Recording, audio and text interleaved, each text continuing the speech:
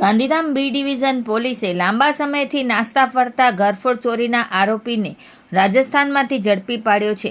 સરહદી રેન્જ ભુજના પોલીસ મહાનિરીક્ષક ચિરાગ કોરડિયા તથા પૂર્વ કચ્છ પોલીસ અધિક્ષક સાગર બાગમારના માર્ગદર્શન હેઠળ જિલ્લામાં લિસ્ટેડ આરોપીઓને પકડવા માટે અભિયાન હાથ ધરવામાં આવ્યું હતું.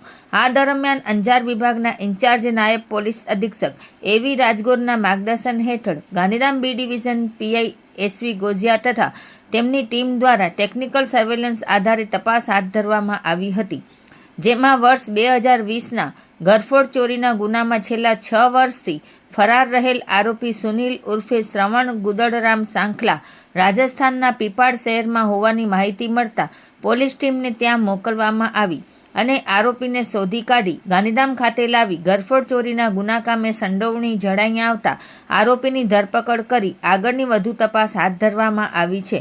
પકડાયેલ આરોપી સુનિલ ઉર્ફે શ્રવણ ગુદડરામ સાંખલાનો ગુનાહિત ઇતિહાસ ચોંકાવનારો છે.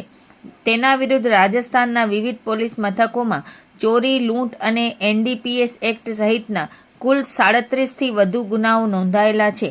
આ કામગીરી Gandhidham B division PI SV Goziya, PSI LN Vadhiya તથા સર્વેલન્સ સ્ટાફના પોલીસ કર્મચારીઓ દ્વારા કરવામાં આવેલ છે.